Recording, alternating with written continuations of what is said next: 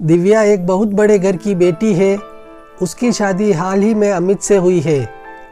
अमित का परिवार एक सफल परिवार होने के बावजूद भी वो सादी जिंदगी जीता है, लेकिन दिव्या को ऐसा ही लगता है कि दुनिया में सबसे ज़्यादा अमीर उसी का परिवार है। दिव्या के अंदर बहुत घमंड है, इसलिए वह हमेशा अपने ससुराल वालों को छोटा समझती है। एक दिन दिव्या की जेठानी पूनम ने उससे कहा, दिव्या, सब लोग तुम्हारा इंतज़ार कर रहे हैं, चलो नाश्ता करने। भाभी, प्लीज़ आप मेरा नाश्ता कमरे में भिजवा दो, मैं किसी के साथ खाना नहीं खा सकती। लेकिन दिव्या, हम सब तो मिलकर ही खाना खाते हैं और इससे प्यार बढ़ता है। भाभी, यह सब गंवार लोगों की सोच है। मैं अपने मायके में भी अपने कमरे में ही खाना खाती। मुझे प्राइवेसी पसंद है, हम सब साथ मिलकर खाना खाते हैं। इसका मतलब यह नहीं कि हम गंवार हैं। मैं भिजवाती हूँ तुम्हारे लिए नाश्ता। पूनम वहाँ से चली जाती है और सारी बात अपनी सास रुक्मणी को बताती है। रुक्मणी पूनम से कहती है, छोड़ो बहू, नई नई शादी हुई है ना, इसलिए ऐसा बोल रही है। नई नई जगह एडजस्ट होने में थोड़ी दिक्कत तो आती है। मैं उसके लिए प्लेट लगा देती हूँ, तुम जाकर दे आओ। इसी तरह एक दिन घर के सभी लोग एक साथ बैठकर क्रिकेट मैच देख रहे थे और साथ में शोर भी मचा रहे थे। तभी वहाँ से दिव्या गुजरी तो अमित ने उसे देखते ही कहा, अरे दिव्या, तुम कहाँ इधर उधर घूम रही हो? आओ ना हमारे साथ मैच देखो, बहुत मज़ा आ रहा है। दिव्या, अमित, ये क्या गंवारों वाली बातें करते हो? तुम लोग इतना शोर मचा रहे हो, घर को कितना गंदा कर रखा है। हर जगह चिप्स के पैकेट, पॉपकॉर्न गिरा रखे हैं। यह घर कम, मछली बाजार ज़्यादा लग रहा है। इतने पढ़े लिखे होकर भी गरीबों की तरह हरकतें करते हो। ये क्या बोल रही हो दिव्या?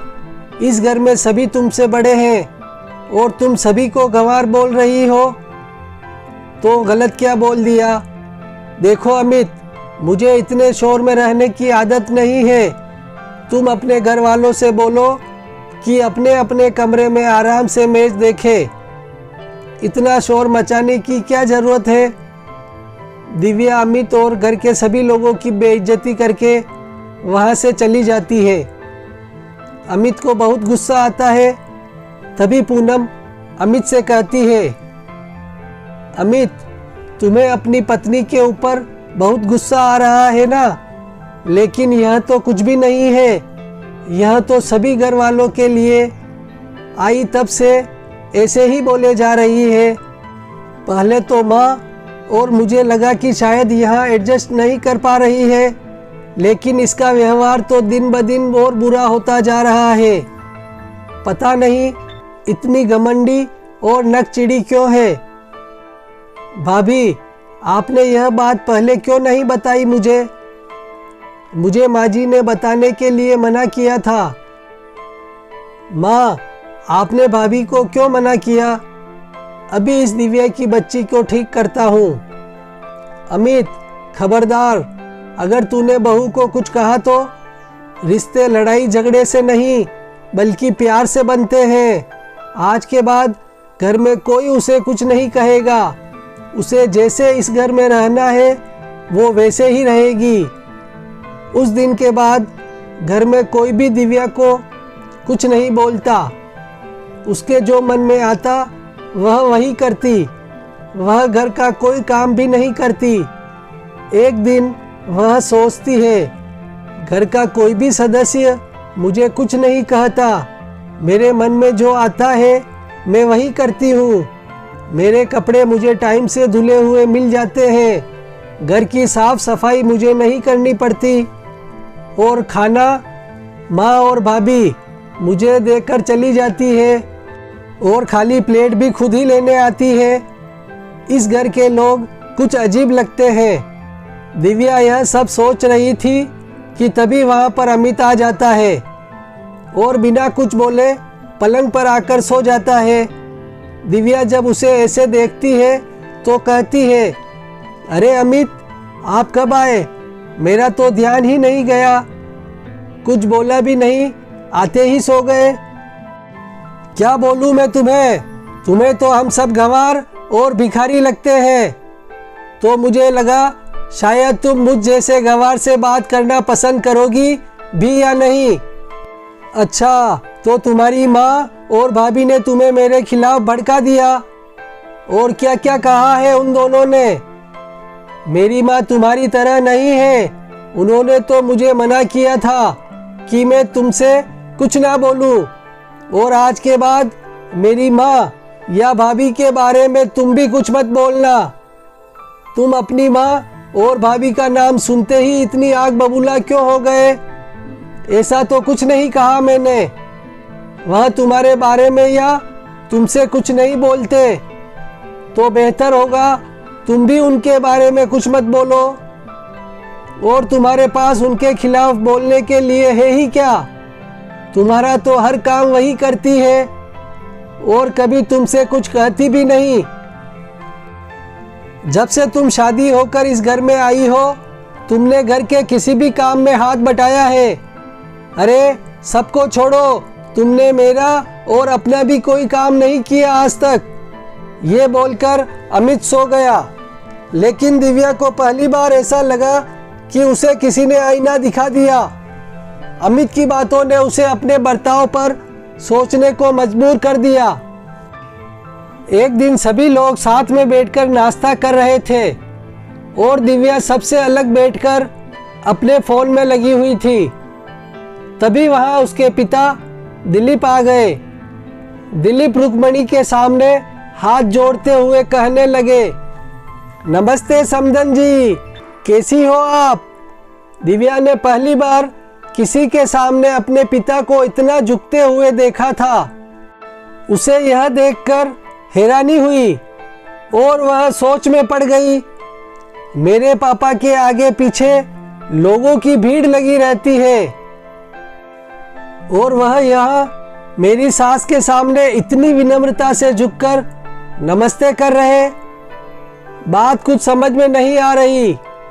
दिव्या यह सब सोच ही रही थी कि तभी उसकी सास ने उसे आवाज देते हुए कहा, दिव्या बहू, तुम्हारे पिताजी आए हैं, आकर मिल लो। मैं तब तक चाय नाश्ता बना लेती हूँ।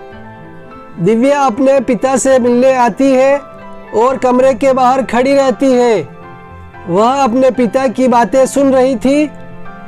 उसके पिता उसके पति और सास से कहते हैं, समदन जी, इस बार मुझे बिजनेस में बहुत नुकसान हुआ है, इसलिए मुझे आपकी छोटी सी मदद चाहिए। अमित ने जैसे ही यह बात सुनी वैसे ही उसने अलमारी में से 20 लाख रुपए निकालकर अपने ससुर के हाथ में रख दिए। यह लीजिए पापा, पूरे 20 लाख रुपए हैं। इन पैसों से आप दोबारा से अपना बिजनेस शुरू कर सकते हैं। आप बिल्कुल भी चिंता मत कीजिए।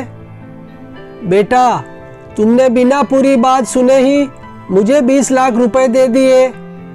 लेकिन बेटा, यह बहुत ज्यादा है। मुझे इतने रुपए नहीं चाहिए। भाई साहब, रख लो। बिजनेस के काम तो ऐसे ही होते हैं, क्या पता आगे जरूरत पड़ जाए। और इसके अलावा किसी भी चीज की जरूरत हो तो बता देना। हम सब आपके अपने ही तो हैं। किसी बात की चिंता मत करना। अमित आपके बिजनेस को चलाने में भी आपकी मदद करेगा। बहन जी, अपनी बेटी के लिए ऐसा परिवार पाकर मैं तो धन्य हो गया। अमित, तुम दामाद नहीं बेटे हो। पापा, बिल्कुल ठीक कहा आपने, और अब से आप मुझे बेटा ही समझेंगे। देखिए, आपको किसी भी चीज की जरूरत हो ना तो आप बिना झिझक हमें बता सकते हैं। आप दोनों की बातों के चक्कर में चाय ठंडी हो गई। मैं दोबारा गर्म करके लाती हूँ। थोड़ी देर बात करने के बाद दिलीप वहाँ से जाने लगा। तभी उसकी नज़र एक तरफ खड़ी अपनी बेटी पर गई। दिलीप दिव्या के पास गया और बोला, बेटा, मैंने तुम्हारी शादी बहुत सोच समझकर इस घर में की है। तुम्हारे ससुराल वाले बहुत अच्छे हैं। इनके पास इतना पैसा है कि तुम सोच भी नहीं सकती। लेकिन फिर भी यह लोग सादा जीवन जीते हैं। हमारा घर तो पैसों से बना है, लेकिन इनका घर प्यार से बना है।